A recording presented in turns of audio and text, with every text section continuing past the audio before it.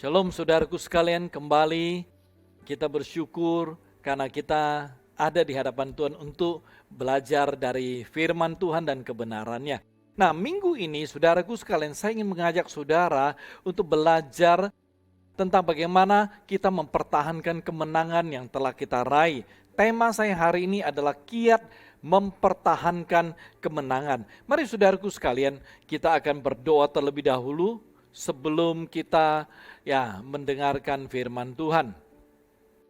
Bapa, kami bersyukur untuk hari ini, bersyukur untuk saat ini kami mau dengar firman-Mu. Terima kasih Tuhan Yesus untuk kasih setiamu yang begitu nyata di dalam kehidupan kami. Mari Tuhan, berkati kami, berikan kami pengertian, berikan kami hikmat, berikan kami hati yang rindu, dan jadikan hati kami adalah tanah yang baik, supaya pada waktu firman-Mu ditabur, maka firman-Mu akan bertumbuh dan menghasilkan buah di dalam kehidupan kami.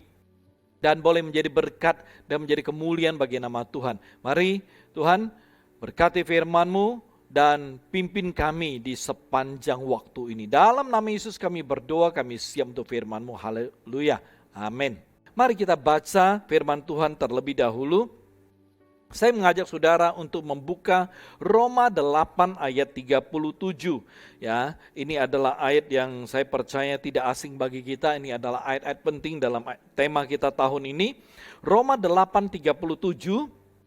Tetapi dalam semuanya itu kita lebih daripada orang-orang yang menang oleh Dia yang telah mengasihi kita. Satu lagi, 1 Korintus 15:57.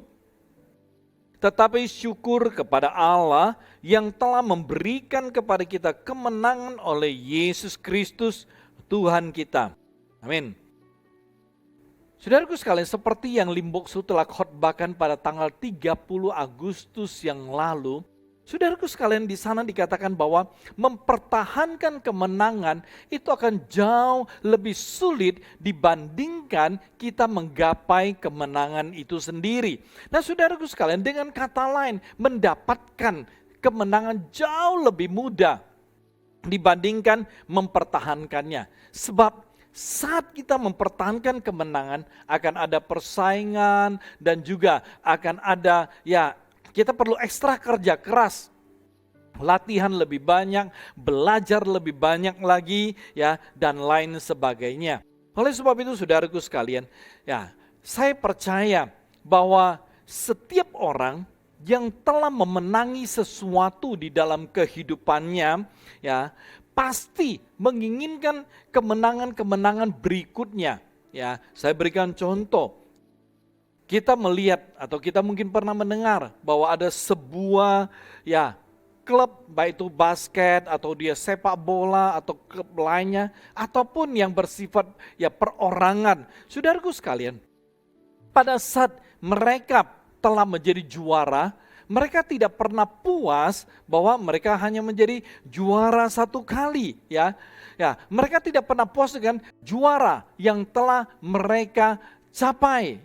Dan kita tidak pernah mendengar mereka berkata, wah, kami telah juara. Tahun depan kami tidak perlu juara, tidak apa-apa karena kami telah juara. Nah, saudaraku sekalian, saya percaya bahwa kita tidak pernah menemukan hal seperti ini. Kita mungkin melihat seorang pemain bulu tangkis kalau dia juara satu, tahun depan dia menginginkan di kejuaraan sama juara satu lagi. Kalau perlu tahun depan juara satu lagi. Sama dengan klub sepak bola, voli, basket. Kalau mereka telah juara, mereka mau tahun depan, mereka mau juara lagi. Sebanyak mungkin mereka bisa juara, sering mungkin mereka bisa menjadi juara, itu pasti menjadi keinginan bagi setiap orang. Karena itu kita melihat bahwa mereka akan melakukan apapun, berkorban apapun demi untuk bisa mempertahankan kemenangan yang telah mereka peroleh, yang telah mereka raih. Nah, saudaraku sekalian, hari ini, saat ini, mungkin sebagian besar daripada Anda telah hidup di dalam kemenangan. Artinya saudaraku sekalian, sebagian besar dari Anda mungkin telah berjalan di dalam kemenangan hidup. Dan mungkin hanya sebagian Anda saja yang masih jalan di tempat. Nah saudaraku sekalian, bagi saudara Anda yang sedang berjalan di dalam kemenangan, nah hal utama yang harus ya kita perhatikan, yang harus kita mengerti adalah bagaimana cara atau kiat kita mempertahankan kemenangan yang telah kita raih di dalam kehidupan kita pada hari ini. Nah, mungkin melalui berbagai terobosan-terobosan yang telah kita lakukan, kita telah menjadi pemenang. Nah, kita harus mengerti bagaimana kita mempertahankannya. Hari ini saudaraku sekalian, saya akan mengajak saudara untuk melihat beberapa kiat atau cara mempertahankan kemenangan yang telah kita raih. Yang pertama adalah tekad. Kita buka 1 Korintus pasal yang ke-9 ayat ke-27 bagian A saja. 1 Korintus 9 ayat ke-27 bagian A, firman Tuhan berkata, tetapi aku melatih tubuhku dan menguasainya seluruhnya. Saudaraku sekalian, untuk terus menerus hidup sebagai seorang pemenang atau bukan, itu sangat tergantung kepada kita masing-masing. Itu sepenuhnya ditentukan oleh diri kita sendiri. Bukan ditentukan oleh faktor luar ya atau orang dari luar. Akan tetapi ya, hari ini kita menemukan masih banyak sekali orang ketika mereka gagal di dalam hidup mereka, gagal dalam sebuah hidup yang berkemenangan, mereka suka menyalahkan atau mengkambing hitamkan ya faktor-faktor yang berada di luar kehidupan mereka. Berikan contoh. Ya, ada orang yang berkata, ya hari ini saya tidak bisa hidup dalam sebuah hidup yang berkemenangan, hari ini saya tidak bisa menjadi seorang pemenang, ya mungkin itu gara-gara suami saya. Ya, itu mungkin gara-gara istri saya, itu mungkin gara-gara ya anak-anak saya. Saya telah ya berusaha menjadi seorang pemenang, saya tidak mau menjadi seorang pemarah, ya. Saya tidak mau menjadi seorang emosional, tetapi ya mungkin keluarga saya suka bikin saya kesal, suka bikin saya kecewa. Jadi hanya saya marah, saya emosi. Begitu ya, sampai di rumah emosi. Kenapa? Keluarga saya selalu bikin saya marah, ya. Jadi saudaraku sekalian, ya, ketika kita berusaha untuk menjadi orang yang bukan pemarah, seorang yang mungkin lemah lembut, ya, tetapi ketika kita gagal, kita selalu menyalahkan faktor luar atau kita menyalahkan ya tempat kerja kita. Kita berkata, saya ya mau belajar, ya saya mau terobosan untuk menjadi orang yang ya tidak punya rasa benci. Saya mau terobosan, tidak benci, tidak hidup dalam ya maksudnya emosi, kemarahan dan lain sebagainya. Tetapi ya waktu saya kerja, saya heran, bos saya itu suka marahin saya tanpa sebab, ya.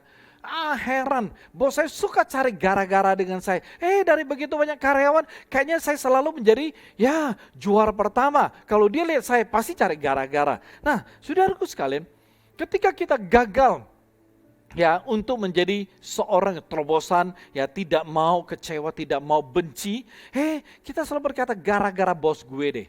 Gara-gara setiap kali cari masalah bikin gua kesel dan akhirnya gue benci sama dia. Aduh, begitu dengar dia punya langkah kaki, kebencian itu sudah mulai membara di hati saya. Apalagi lihat mukanya, aduh udah emosi, udah mau meledak kebencian saya. Nah, atau ketika ada satu orang ya dia gagal dalam hidup berkemenangan, contoh dulu terikat dengan games, ya. Atau ya terikat dengan film porno, lalu mau bertobat, mau terobosan, ya nggak mau main games lagi, ya nggak mau nonton yang bukan-bukan lagi, mau terobosan, ya. Tetapi gagal, gagal. Dan yang terjadi menyalahkan orang luar. Dia berkata gini, itu gara-gara teman saya deh, ya. Heran. Ya, saya sudah bilang, saya sudah mau berhenti main games. Tapi teman saya selalu ngajakin, ya. Saya sudah mau berhenti. Saya nggak mau nonton film-film porno lagi. Dia selalu kirimin saya gambar, kirimin saya link dan lain sebagainya. Itu gara-gara teman saya itu mau bertanya, saya tidak bisa terobosan. Saya nggak bisa hidup berkemenangan. Saudaraku sekalian, kita perlu mengerti, ya. Ketika kita sudah terobosan, ya, lalu kita jatuh lagi, gagal lagi, ya. Hanya di awalnya saja kita terobosan, kemudian selanjutnya kita jatuh lagi, gagal lagi, ya nggak terobosan lagi, ya kita seperti ketemu tembok lagi, kita mulai menyalahkan orang lain. Itu salah, saudaraku. Salah. Untuk mempertahankan kemenangan, ya hal yang sangat penting, kita membutuhkan tekad. Bukan sekedar menyalahkan orang lain atau keadaan, ya. Sebab, ya kenapa saya berkata kita membutuhkan tekad? Ya, karena tekad itu akan menghasilkan kekuatan di dalam diri kita untuk bertahan dan untuk terus maju. Saudaraku sekalian, ketika kita berbicara mengenai tekad, apa yang dimaksud dengan tekad? Ya, saya akan katakan, ya mungkin ini bisa disebut ya definisi atau arti dari tekad. Dengarkan baik-baik. Tekad merupakan suatu pilihan dengan keputusan bulat dalam menentukan suatu dorongan hati, niat, motivasi, hasrat, dan harapan. Sehingga mempengaruhi kita punya sikap, perilaku, tindakan terhadap apa yang akan dilakukan, diharapkan, atau yang akan kita capai. Itu tekad.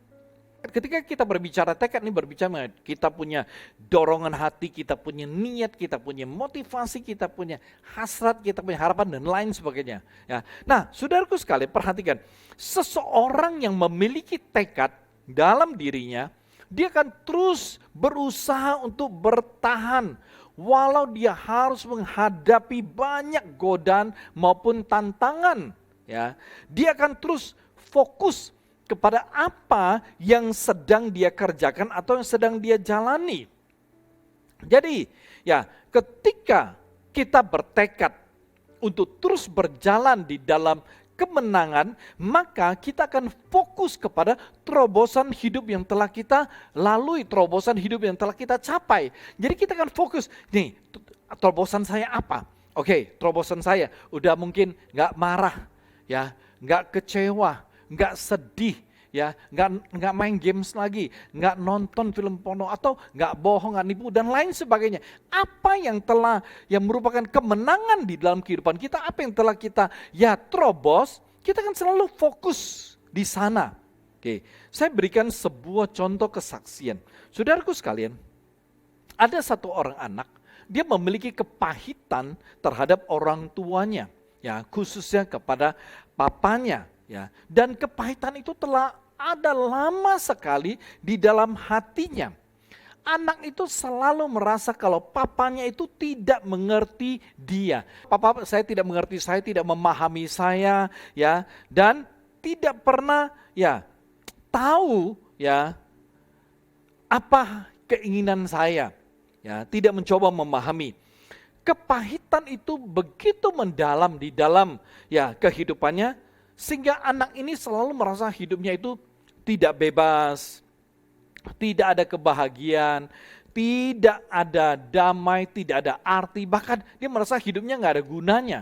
Sebab dia itu seakan-akan merasa, aku tuh hidupnya untuk papaku, untuk orang tuaku, bukan hidup untuk diriku sendiri.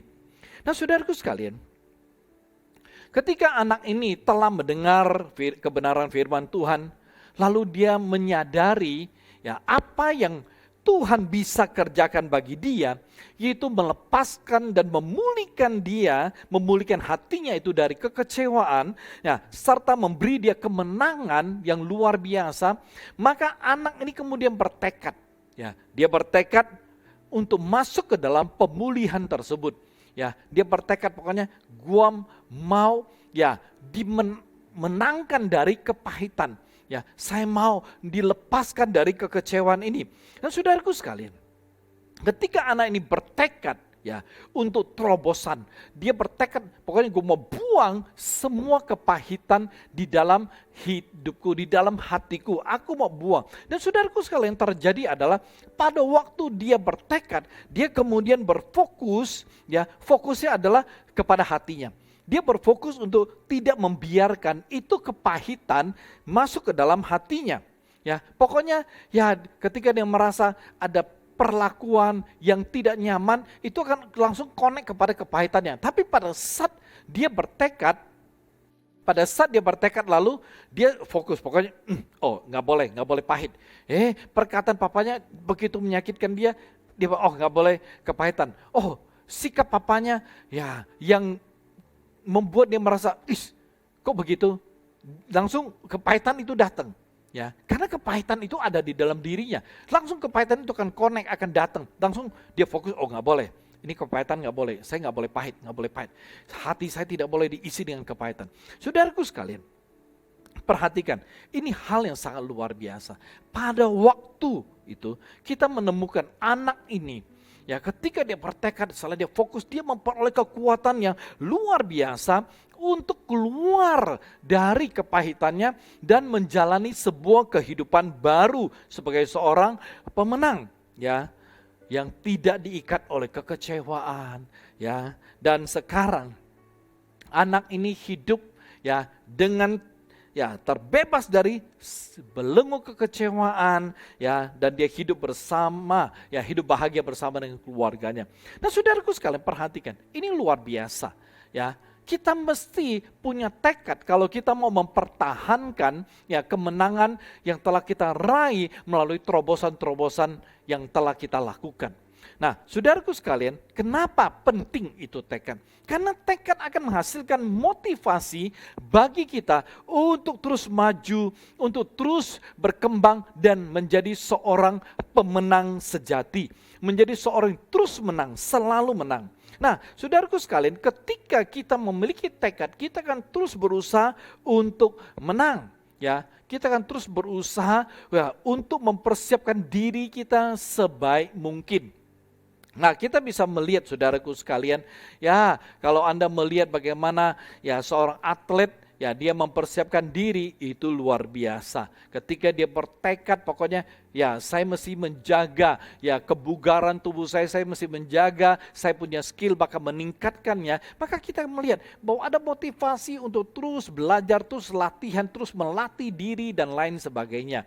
Nah, saudaraku sekalian, oleh sebab itu ya, saya katakan kalau saudara ya ingin terus-menerus mempertahankan kemenangan saudara, bukan menang 1 minggu saja, bukan menang 1 bulan saja, bukan menang 3 bulan saja, ya, tapi Anda mau menjadi seorang pemenang sejati yang terus menang, selalu hidup dalam kemenangan saudara dan terus memperoleh dan menghasilkan kemenangan-kemenangan baru di dalam kehidupan Anda, maka saudara sungguh-sungguh harus memiliki tekad di dalam kehidupan saudara. Ya, ada beberapa ya jenis tekad yang saudara harus ya perhatikan dan mengerti, ya.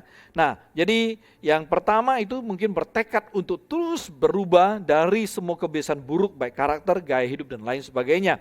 Oke, kita lihat di Roma 7 ayat 19-20. Ya, Roma 7 19 sampai 20. Sebab bukan apa yang aku kehendaki, yaitu yang baik yang aku perbuat, melainkan apa yang tidak aku kehendaki, yaitu yang jahat yang aku perbuat. Jadi jika aku berbuat apa yang tidak aku kehendaki, maka bukan lagi aku yang memperbuatnya, tetapi dosa yang diam di dalam aku. Nah, kita tahu saudaraku sekalian, bahwa di dalam diri kita itu ada dosa, ya. Jadi dosa itu adalah manusia lama yang ada di dalam diri kita. Nah, dosa ini akan selalu berusaha untuk menggagalkan kemenangan kita. Karena itu kita perlu bertekad untuk terus berubah. Ya, bertekad untuk terus berubah dan berubah. Ya, kita harus berubah dari apa? Berubah dari seorang pemarah menjadi seorang yang sabar. Ya, kita perlu berubah dari seorang yang cuek, nggak peduli, ya, tetap menjadi orang yang peduli, berubah, cuek, kemudian menjadi seorang yang peduli. Mungkin cuek sama, ya cuek sama firman Tuhan pada waktu disampaikan, menjadi seorang yang peduli sama firman. Cuek dengan keluarga, ya sekarang berubah menjadi sangat peduli sama keluarga, ya dan lain sebagainya. Jadi harus berubah, terus berubah, bukan sekali berubah, tapi terus berubah. Dan untuk berubah itu membutuhkan tekad. Ya, selain itu berubah dari sakit hati menjadi mengasihi. Ya, kalau kita selalu ya menjadi orang yang gampang sakit hati, mari berubah. Ya, bertekad untuk berubah. Tekad yang ini hal yang tidak baik dalam hidup saya. Saya bertekad mau berubah. Saya mesti punya karakter yang baik. Ya, berubah. Ya, oke. Jadi yang suka sakit hati, ya kemudian berubah menjadi orang yang suka mengasihi. Nah, berubah dari apa? Berubah dari seorang yang iri hati. Ya, selalu iri hati, mudah iri hati menjadi seorang yang selalu bersyukur.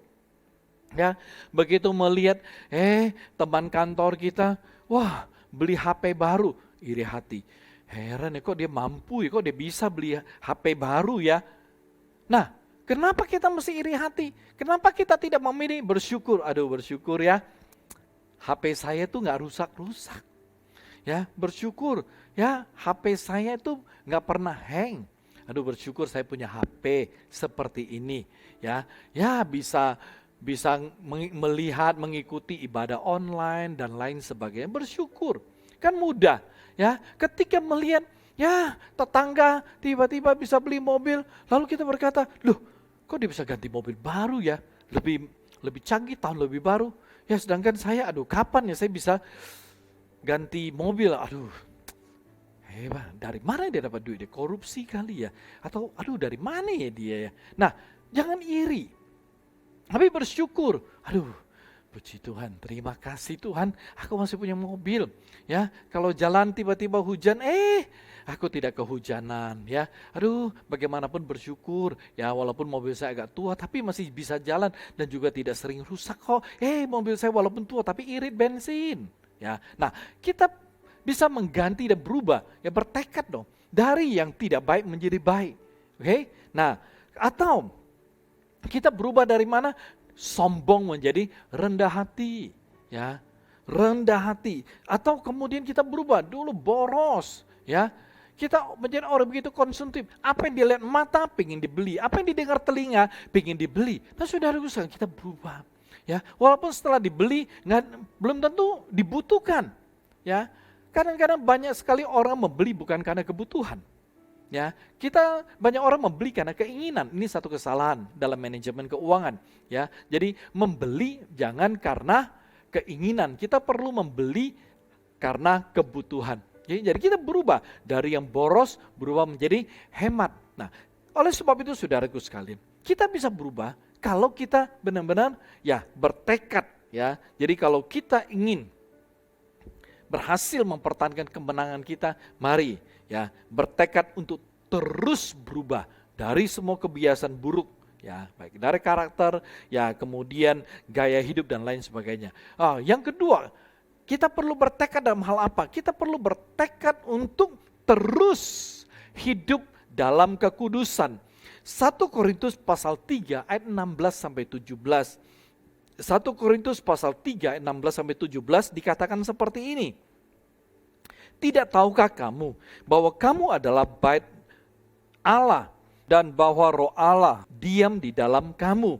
Jika ada orang yang membinasakan bait Allah, maka Allah akan membinasakan dia. Sebab bait Allah adalah kudus dan bait Allah itu adalah kamu. Satu lagi bagian firman Tuhan, satu lagi ayat. 1 Petrus pasal 1 ayat 15 sampai 16. 1 Petrus ya, pasal yang pertama ayat 15 sampai 16. Tetapi hendaklah kamu menjadi kudus di dalam seluruh hidupmu sama seperti Dia yang kudus yang telah memanggil kamu. Sebab ada tertulis, kuduslah kamu sebab aku kudus. Nah, saudaraku sekalian, kita perlu bertekad untuk terus hidup dalam kekudusan. Jadi kita perlu bertekad. Kalau kita bertekad, kita akan peroleh kekuatan, ya. Karena kita tahu bahwa tekad itu menghasilkan motivasi, hasrat, niat dan lain sebagainya. Jadi kita perlu bertekad untuk tidak menonton film porno. Perlu bertekad untuk tidak menyimpan foto-foto porno.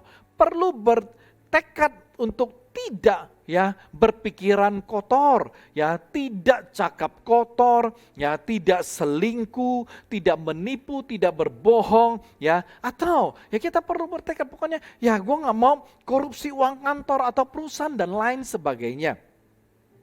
Kalau kita bertekad untuk hidup kekudusan, kita mesti bertekad untuk tidak melakukan hal seperti itu.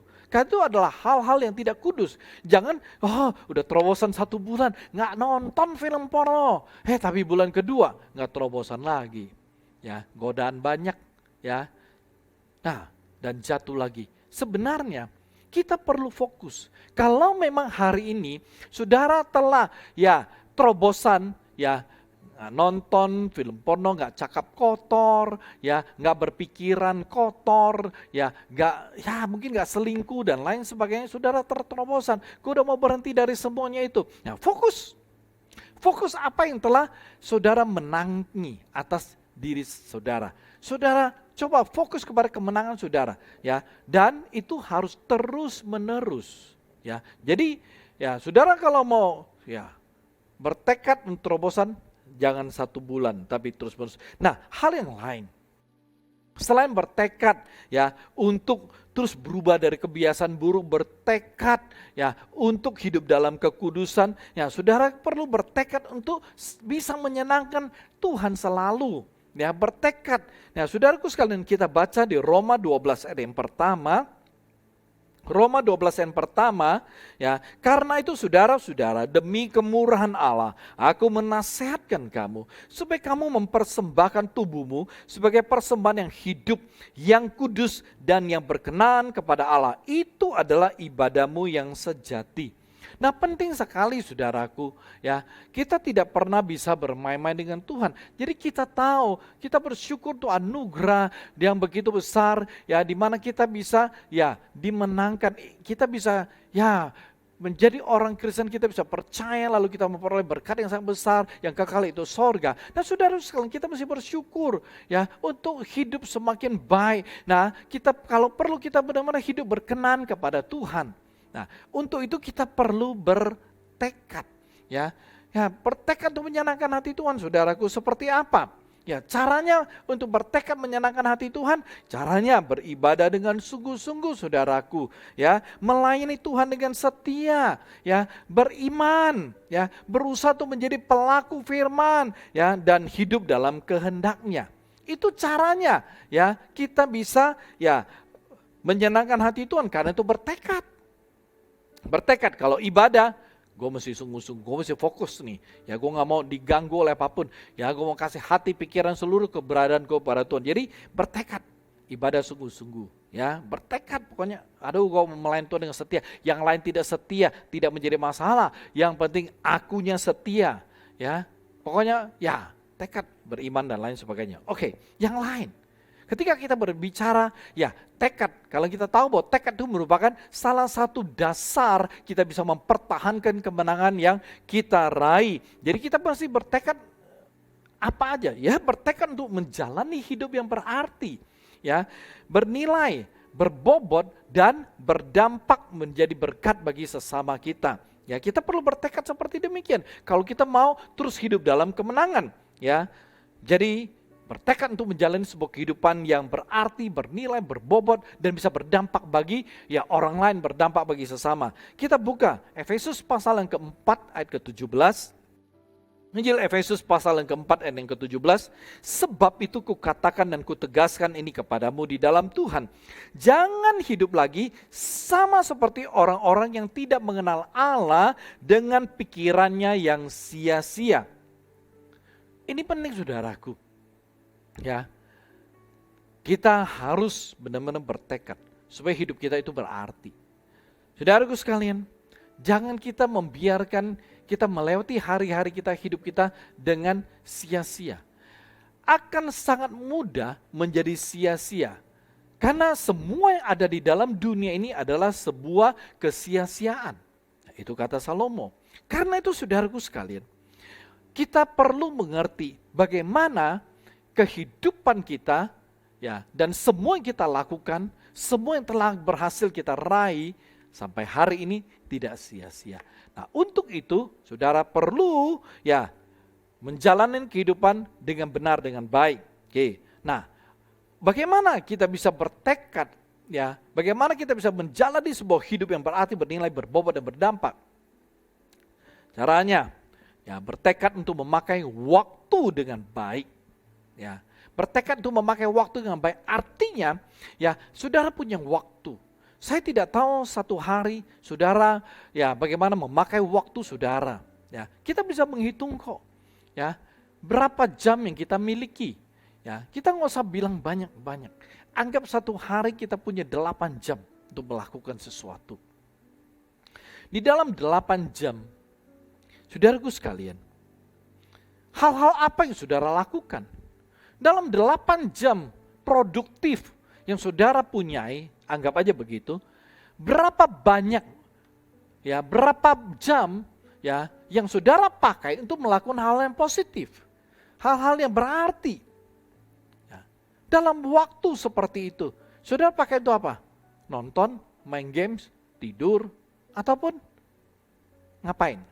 Oke, jadi saudara harus mengerti kalau mau punya hidup yang berarti, bernilai, berbobot, pakai waktu dengan baik. Ya, karena kita juga tahu bahwa waktu yang telah berlalu itu tidak bisa kembali. Ya, nah, yang lain selain pakai waktu dengan baik, yang lain adalah kalau mau punya hidup berarti, berbobot, bernilai, dan bisa jadi berkat bagi sesama, saudara harus terus memperlengkapi diri saudara. Saudara harus memperlengkapi diri saudara dengan pengetahuan atau skill. Ya, saudara bisa baca Alkitab lebih banyak, buku-buku rohani lebih banyak, atau buku lain. Ya, di mana bisa memberikan pengetahuan yang baik dan positif yang saudara bisa pakai untuk mengedukasi orang lain, mengajar orang lain, atau membimbing orang lain. Ya, atau saudara boleh memperlengkapi diri saudara dengan skill. Ya, saya mau perlengkapi diri saya dengan skill. Ya, saya suka musik. Ya, saya bisa main sedikit. Saya perlengkapi lebih. Saya belajar lebih. Saya tingkatkan skill saya supaya saya bisa melayani orang. Atau saya sudah bisa main. Saya punya waktu. Saya tingkatkan skill saya supaya saya bisa ngajar orang lain. Bisa jadi berkat untuk orang lain. Nah, saudara bisa perlengkapi diri saudara dengan banyak hal. Ya, saudara coba pikirkan. Ya, dalam hal apa? Ya, saya bisa menjadi berkat bagi orang lain. Ya, dalam hal apa sehingga ya ketika kita menjadi berkat, hidup kita akan jadi bernilai, hidup kita akan jadi berarti. Amin. Nah, hal yang lain yang apa? Yang bisa membuat hidup kita berarti, bernilai, berbobot dan berdampak. Siap sedia melayani Tuhan. Ya, siap sedia melayani Tuhan. Ya, setiap ya kesempatan untuk melayani Tuhan pakai dengan baik. Setiap punya kesempatan untuk melayani Tuhan, manfaatkan dengan maksimal. Karena belum tentu kita selalu punya waktu melayani. Seperti sekarang, ya karena pandemi kita terpaksa ibadah online. Nggak bisa datang gereja, ya nggak bisa melayani seperti dulu di mana kita bisa melayani Tuhan dengan sukacita, jadi berkat bagi orang lain. Ya, nah kita nggak bisa. Oleh sebab itu dalam situasi seperti sekarang, begitu ada kesempatan melayani Tuhan, siap sedialah melakukan sesuatu untuk Tuhan. Ya, siap sedialah untuk melayani sehingga bisa menjadi berkat bagi orang lain. Nah, kita perlu bertekad seperti ini. Amin saudaraku. Ya, jadi hal yang pertama, ya kalau kita mau bisa mempertahankan ya kemenangan telah kita raih, maka kita harus memiliki tekad. Amin, tekad yang benar. Oke, hal kedua yang harus kita perhatikan dan mengerti, ya cara kita mempertahankan kemenangan yang telah kita raih. Hal kedua itu adalah berjaga-jaga. Oke, berjaga-jaga. Kita buka firman Tuhan 1 Tesalonika pasal yang ke-5 ayat yang ke-6. 1 Tesalonika pasal yang ke-5 ayat ke-6, firman Tuhan berbunyi seperti ini. Sebab itu baiklah jangan kita tidur seperti orang-orang lain, tetapi berjaga-jaga dan sadar. Oke. Nah, saudaraku sekalian, salah satu kebiasaan yang cukup dominan di dalam diri banyak orang Kristen, ya, itu adalah kurang hati-hati atau kurang perhatian atau kurang awas ya, atau ya saya simpulkan lengah ya. Jadi kebiasaan yang kurang baik yang cukup dominan dalam diri orang Kristen itu adalah lengah ya. Nah, saudaraku sekalian, saat kita sudah terobosan dan menang atas karakter kita yang lama dan dosa, atau telah menang atas dosa. Nah, itu setelah menang, lama-kelamaan ya, banyak orang itu akan menjadi lengah ya. Udah menang nih, jadi udah tidak berjaga-jaga ya, udah menang. Gue udah nggak begitu. Jadi ya mungkin tidak berjaga-jaga. Contoh, saya berikan contoh sederhana. Anggap kita telah menang atas karakter lama kita ya, atau dosa lama kita. Nah, yang paling umum mungkin inilah ya. Kita udah menang nih nggak nonton film porno nih. Oke. Nah, udah menang nih. Ya, udah nggak pernah nonton. Ya.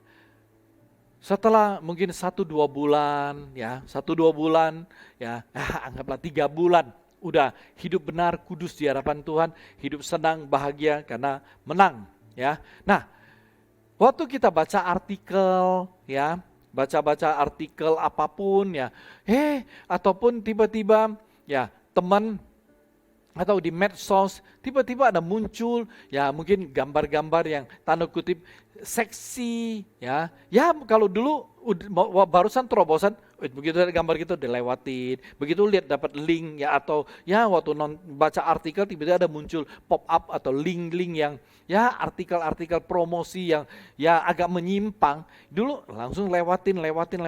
Tapi setelah 3 bulan tidak berjaga-jaga ya.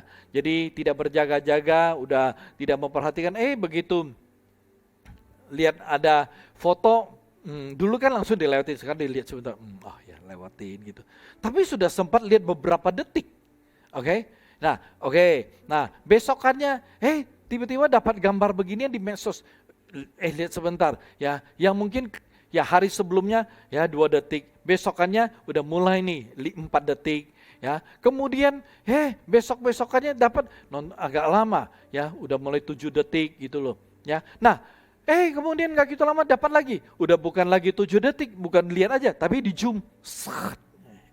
Enggak sebentar, zoomnya pun 2 detik. Nah, perhatikan. Ya, kalau kita tidak berjaga-jaga, kita lengah, itu bahaya. Itu bahaya saudaraku. Ya, karena pada saat kita lengah, itu kita punya kemungkinan yang sangat besar dikalahkan dan bisa jatuh kembali kepada kehidupan kita yang lama. Ya, jadi perhatikan, kita perlu berhati-hati. Kenapa? Karena ya kita berkata, firman Tuhan berkata bahwa setan itu seperti singa yang mengaum-ngaum mengelilingi kita. Begitu kita punya kesempatan, maka dia akan masuk, dia akan menerkam kita, dia akan mengalahkan kita. Saudaraku sekalian, kita perlu berhati-hati. Ya.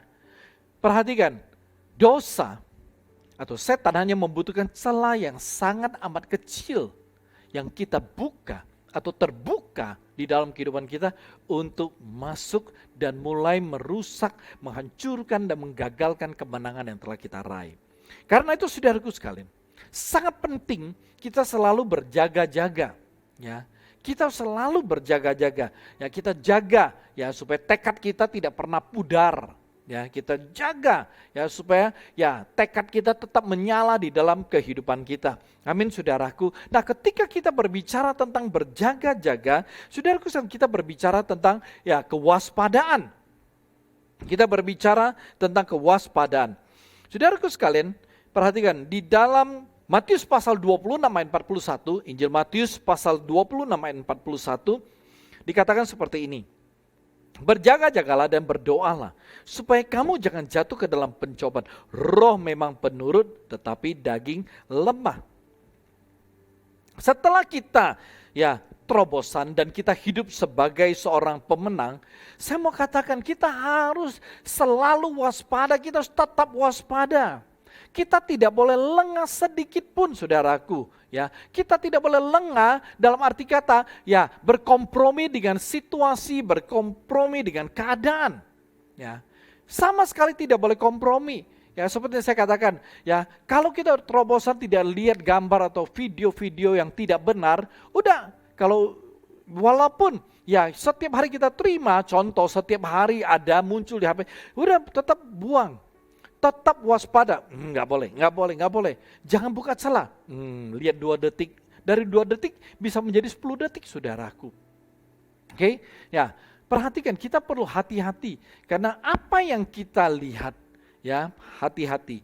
Dari mata turun ke hati, saudaraku, ya. Jadi berbahaya. Oke, kita kembali. Jadi saudaraku sekalian, kalau kita mau mempertahankan kita punya kemenangan, kita perlu waspada. Ya, yaitu selalu ya hidup di dalam sebuah kebiasaan baru ya yang merupakan hasil terobosan kita. Itu penting ya. Jadi waspada, pokoknya waspada itu ya berkata tentang kejelian ya. Jadi ketika kita waspada, kita bisa menjadi jeli juga. Oke? Ya, jadi saudaraku sekalian, tetap waspada. Caranya untuk tetap waspada itu bagaimana? Kalau kita mau tetap waspada, maka ya caranya pertama, disiplin membangun hubungan dengan Tuhan. Itu cara kita untuk tetap bisa waspada, ya. Disiplin membangun hubungan dengan Tuhan, ya. Yaitu kita perlu membangun bagian roh kita, ya. Kenapa firman Tuhan yang kita baca mengatakan demikian? Roh memang penurut tetapi daging lemah. Jadi kita perlu membangun ya kita punya roh sedemikian rupa. Ya, supaya roh kita itu menjadi kuat, semakin kuat. Dan ketika roh kita kuat, maka kita tidak mudah jatuh. Ya, karena itu saudara mesti punya kedisiplinan membangun hubungan dengan Tuhan, dengan firman Tuhan. Ya, dalam arti kata saudara harus banyak baca firman Tuhan, banyak berdoa, dan selalu bersekutu dengan Tuhan. Maupun bersekutu di dalam komunitas gereja kita yang lain. Ya, jadi ada acara program online apapun gereja kita, jangan dilewatkan, jangan di skip. Ya, apapun saudara perlu berkorban atur waktu supaya bisa terlibat, mengikuti, bergabung dengan semua kegiatan-kegiatan baik minggu maupun tengah minggu dari gereja kita. Ya, karena itu merupakan salah satu cara ya disiplinnya saudara membangun hubungan saudara dengan Tuhan. Oke? Nah, hal yang kedua ya, cara agar tetap waspada adalah ya disiplin membangun hidup yang berkenan kepada Tuhan. Ya, seperti yang saya katakan di atas, bertekad untuk hidup dalam kekudusan. Ya, jadi saudaraku, disiplin membangun hidup yang berkenan kepada Tuhan itu hidupnya kudus dan hidupnya benar. Disiplin, ya. Kalau mau hidup kudus, kalau mau hidup benar, disiplin. Ya, pokoknya sekali aku mau hidup kudus, aku akan hidup kudus selalu. Sekali aku ya hidup benar, aku mau selalu hidup benar. Jadi jangan hari ini benar, besok kagak benar. Ya, hari ini benar, besok tidak benar. Nggak boleh begitu. Ya, kita nggak boleh selang-seling. Ya, kita harus disiplin. Sekali kudus, tetap kudus, selalu kudus. Sekali benar, tetap benar dan selalu benar. Oke? Ya, nah, berjaga-jaga selain berbicara tentang kewaspadaan, berjaga-jaga itu juga berbicara tentang batasan. Ya, jadi berbicara tentang batasan itu berbicara mengenai jarak. Ya, oke, kita buka Injil Roma, ya, kitab Roma pasal yang ke-12 ayat yang kedua. Oke, kitab Roma pasal 12 ayat yang kedua, firmannya seperti ini. Janganlah kamu menjadi serupa dengan dunia ini, tetapi berubahlah oleh pembaharuan budimu, sehingga kamu dapat membedakan manakah kehendak Allah, apa yang baik, yang berkenan kepada Allah, dan yang sempurna. Satu lagi, 1 Korintus pasal 15 ayat 33. 1 Korintus pasal 15 ayat 33. Janganlah kamu sesat. Pergaulan yang buruk merusakkan kebiasaan yang baik. Pergaulan yang buruk merusakkan kebiasaan baik. Nah, ketika kita berbicara tentang batasan, ya, berjaga-jaga itu kita juga berbicara batasan ataupun jarak. Nah, kita di sini berbicara bahwa kita harus bisa mengerti menempatkan diri kita. Oke, harus mengerti menempatkan diri kita. Artinya apa, saudaraku sekalian? Artinya ya, kita Kalau berjaga-jaga, kita harus berusaha menjauhkan diri kita dari godaan. Itu penting. Ya, kalau kita tahu itu adalah sebuah godaan, sebuah bentuk godaan, jangan kita merasa gua telah terobosan, gua telah menang, nggak masalah, godalah aku. Ya memang awal-awal digoda, ya mungkin tidak menjadi masalah, kuat. Tapi kalau digoda lama-lama, akhirnya akan jadi tergoda. Oleh sebab itu kita tidak boleh merasa kita kuat. Gue udah terobosan, gue udah kuat, ya, gue udah kuat. Ya, nggak apa-apa lah sesekali, ya teman ulang tahun di nightclub, ya saya diundang, ini teman baik, ya tidak enak kalau saya tidak pergi. Nggak apa-apa, saya udah terobosan kok, saya udah menang, nggak masalah kalau ke nightclub sekali saja kok, juga acara ulang tahun spesial. Saudaraku sekalian, kita tidak boleh main-main. Ya, karena begitu kita buka celah, kita pergi sekali, pulang, ya, itu akan tergiang-giang. Musiknya lah, ya, apa yang kita lihat, ya, akan masuk dari mata ke hati kita. Wow, waduh, banyak perempuan seksi.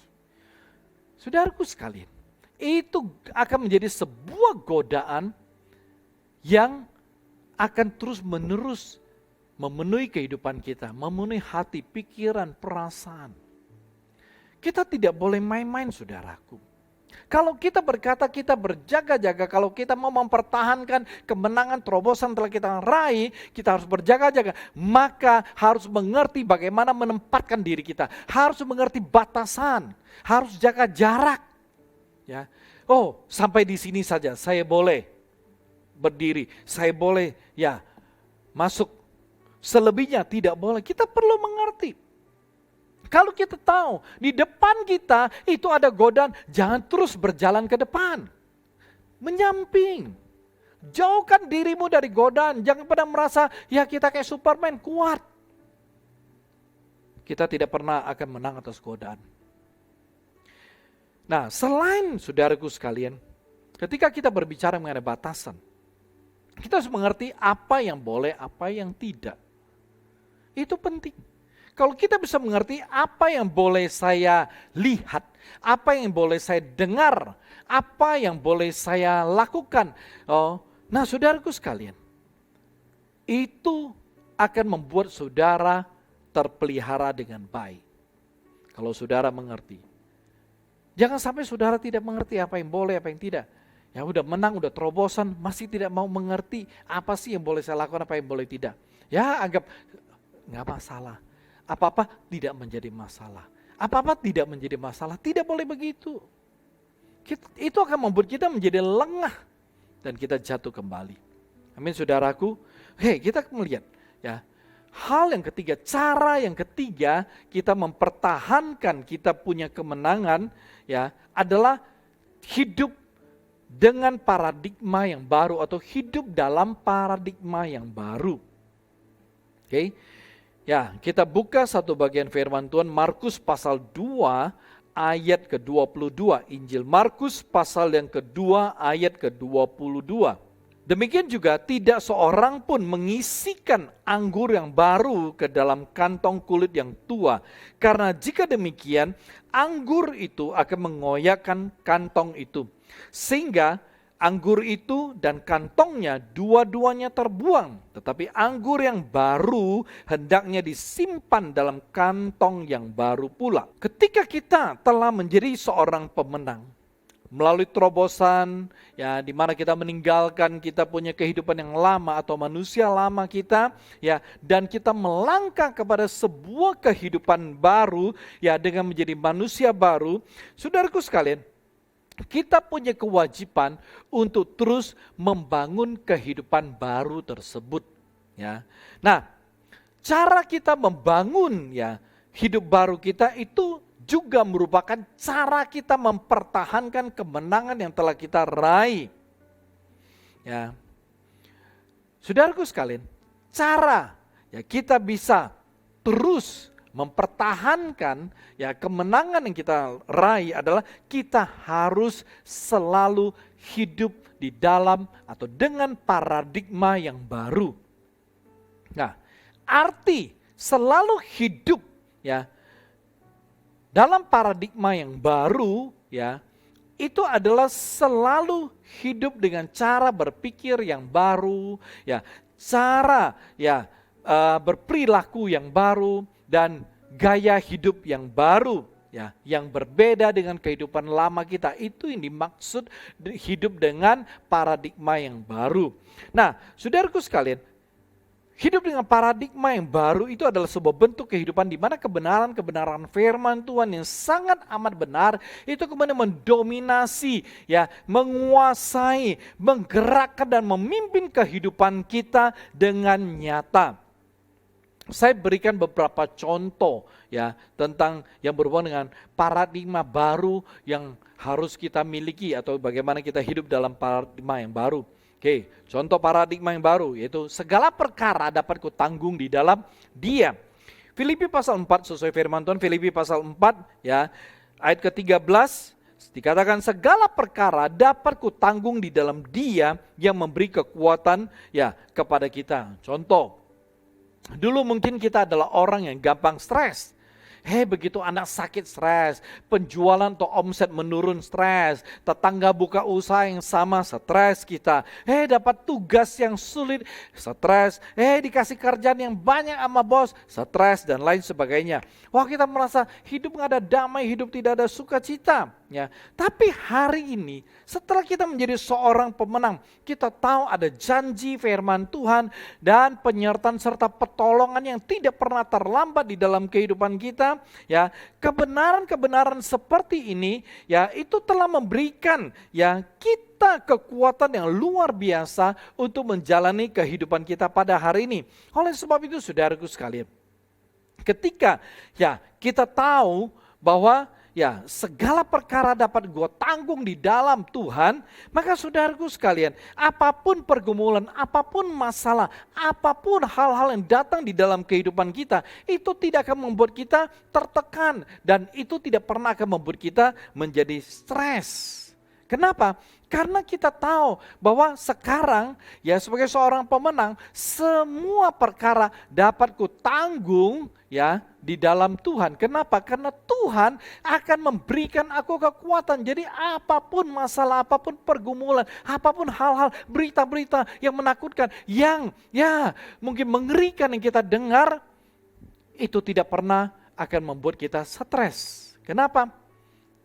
Dapat kutanggung di dalam Dia karena Tuhan itu memberikan aku kekuatan. Ya, jadi itu paradigma, contoh paradigma baru. Ya, atau hal yang contoh, ya kita hidup dengan paradigma seperti ini. Tidak ada mustahil. Ya, tidak ada mustahil. Lukas 1:37 firman Tuhan berkata, Injil Lukas 1:37, sebab bagi Allah tidak ada yang mustahil. Ya. Sebab bagi Allah tidak ada yang mustahil. Nah, saudaraku sekalian, kalau kita mau terus hidup berkemenangan, maka kita harus percaya ya bahwa tidak ada yang tidak bisa Tuhan lakukan. Tidak ada yang tidak bisa Tuhan perbuat bagi kita. Dengan kata lain, apapun Tuhan bisa lakukan bagi kita dan atas diri kita. Contoh, saudara terobosan, ya telah menang, tidak merokok, ya sudah menang nih, nah 1 bulan, ya tidak merokok.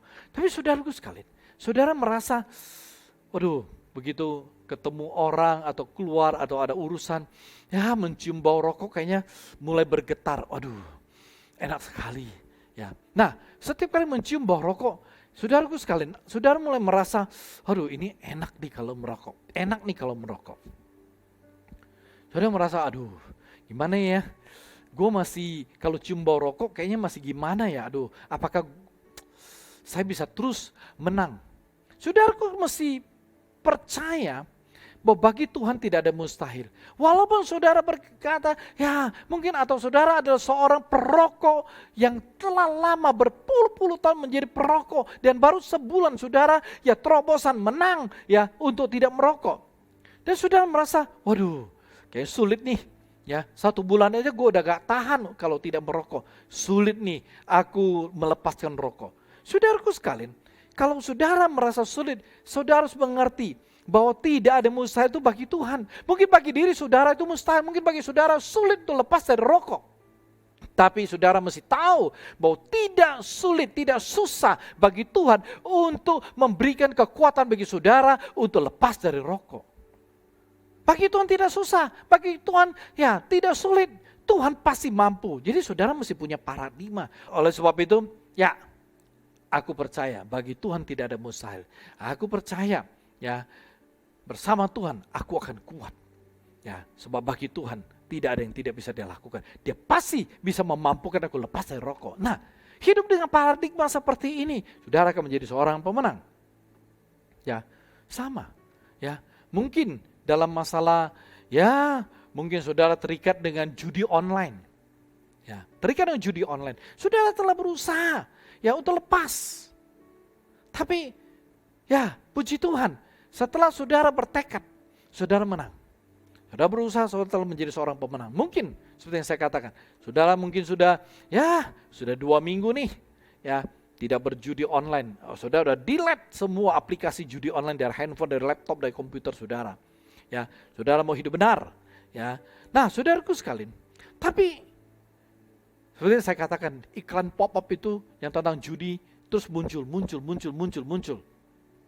Saudara merasa kayaknya ada dorongan hasrat yang besar untuk berjudi, kayaknya tangan gatel, ya pingin hati pun aduh gimana, pingin. Nah, saudaraku sekalian, pada saat tersebut, saudara mesti tahu, bagi Tuhan tidak ada mustahil. Ya, tidak ada yang tidak bisa Tuhan lakukan bagimu. Tuhan mampu untuk melepaskan engkau dari belenggu judi selama-lamanya. Saudara mesti ya hidup dengan paradigma seperti ini. Saudara mesti percaya, bagi Tuhan tidak, ya Tuhan pasti bisa tolong aku. Tuhan pasti bisa lepaskan aku. Bagi Tuhan tidak ada mustahil. Walaupun ya saya telah terbelenggu lama, telah terikat lama, saya percaya Tuhan bisa memutuskan itu belenggu. Sebab bagi Dia tidak ada yang sulit, tidak ada mustahil. Amin. Ya, nah saudaraku sekalian, atau mungkin ya saudara hidup yang paradigma baru, aku tidak takut. Saudaraku sekalian, firman Tuhan di Mazmur 23 ayat 4a berkata seperti ini. Mazmur 23 ayat keempat bagian A, sekalipun aku berjalan dalam lembah kekelaman, aku tidak takut bahaya sebab engkau besertaku. Mazmur ya 118 ayat ke-6 bagian A dikatakan, Tuhan di pihakku, aku tidak akan takut. Ya, bahkan di kitab Roma pasal 8 ayat 15 berkata, sebab kamu tidak menerima roh perbudakan yang membuat kamu menjadi takut lagi. Tetapi kamu telah menerima roh yang menjadikan kamu anak Allah. Oleh roh itu kita berseru, ya Aba, ya Bapa. Minggu lalu kita baru mendengar Limbosu khotbah tentang sebuah kenyataan di dalam hidup ini. Yaitu rasa takut atau fobia. Nah saudaraku sekalian, ya rasa takut itu ternyata ada di dalam diri setiap orang, ya, tanpa terkecuali siapapun dia, ya. Dan kita bersyukur kalau minggu lalu, ya, kita telah diberikan cara, ya, untuk menghadapi rasa takut kita, ya, dan kita bersyukur. Nah, oleh sebab itu, saudaraku sekalian, seharusnya minggu ini saudara telah hidup dengan paradigma yang baru, yaitu tidak ada ketakutan. Harusnya sudah begitu karena saudara telah dikasih tahu cara bagaimana lepas dari ketakutan. Saudara telah dikasih tahu cara bagaimana supaya hidup tidak dalam ketakutan. Ya, jadi ya otomatis minggu ini saya percaya saudara telah hidup dengan paradigma baru. Aku tidak takut. Ya, artinya apa? Artinya tidak ada rasa takut yang akan mengalahkan saudara. Tidak ada rasa takut yang menakuti saudara. Sekarang ya. Jadi saudaraku sekalian, ya ini penting sekali. Firman Tuhan juga memberitahu kepada kita, kita tidak perlu takut. Ini paradigma yang harus kita miliki sekarang. Aku tidak takut. Kenapa? Sebab ya, aku punya Tuhan yang Maha Kuasa, ya, yang selalu menyertai saya dan yang tidak ada mustahil bagi Dia. Oleh sebab itu saudaraku sekalian, ya kita ya kondisi kita ada pandemi. Ya mungkin kita berkata bahwa aku tidak perlu takut dengan pandemi COVID-19. Tetapi ingat harus terapkan protokol kesehatan dengan ketat. Ya, jangan mentang-mentang wah kita tidak perlu takut, sudah dikasih tahu cara tidak perlu takut. Dan sekarang aku hidup dengan tanpa rasa takut. Termasuk pandemi aku tidak takut. Ya, tidak perlu terapkan ya protokol kesehatan. Kalau Anda kena terinfeksi oleh COVID-19, jangan salahkan Tuhan. Jangan salahkan firman Tuhan. Ya. Nah, kalau kita memang tidak perlu takut karena Tuhan beserta kita. Kita tidak perlu takut ya karena Tuhan menjaga kita, tetapi jangan lalai ya menerapkan protokol kesehatan. Ya, cuci tangan selalu, ya menjauhkan diri dari kerumunan, ya selalu pakai masker, ya dan lain sebagainya. Ya, itu penting. Ya. Atau sekarang kita mendengar, wah, Indonesia sudah resesi. Aduh, gimana ya dengan masa depan saya? Bagaimana ya dengan hidup saya? Bagaimana dengan usaha saya? Bagaimana dengan pekerjaan saya dan lain sebagainya? Saudaraku sekalian, hidup dengan paradigma baru. Tidak perlu takut, aku tidak takut. Ya. Kita tidak perlu takut dengan resesi. Kenapa? Karena kita mesti percaya bahwa Tuhan itu memelihara kita. Ketika Tuhan beserta kita, ya kita hidup dengan benar dan kita berkenan kepada Tuhan, ya maka Tuhan akan menyertai kita. Ya. Dan kalau Tuhan menyertai kita, saudaraku jangan khawatir, Tuhan akan pelihara kita. Ya. Ingat, kita tidak perlu takut. Ya. Karena ya kalau kita takut dengan kehidupan kita akan kehilangan iman. Jangan takut saudaraku karena Tuhan memelihara kita. Karena itu jangan khawatir apapun. Ya, hidup dengan paradigma yang baru, aku tidak takut. Amin saudaraku. Oleh sebab itu ingat hari ini. Ya. Anggur baru harus diisi di kantong yang baru, ya. Demikian juga kehidupan kita yang baru, ya. Anda telah terobosan, Anda telah menang dan hidup dalam kemenangan. Saudaraku ingat, ya, saudara harus ya menaruh ya saudara punya kehidupan baru itu di dalam bejana kebenaran firman Tuhan yang akan terus memperbarui hidup saudara ya. Jadi saudara harus hidup dengan paradigma yang baru. Kalau sudah menang, jangan hidup dengan paradigma yang lama, yang salah dan yang dosa. Tapi sebagai seorang pemenang dan telah berjalan dalam kemenangan, maka saudara harus hidup di paradigma yang baru, yaitu disebut kehidupan baru. Nah saudaraku sekalian, ya dengan demikian saya percaya saudara pasti bisa mempertahankan kemenangan yang telah saudara raih, saudara capai, saudara gapai. Amin saudaraku. Ya sebelum ya saya berdoa, saya mengajak saudara untuk mendengarkan pujian satu ini.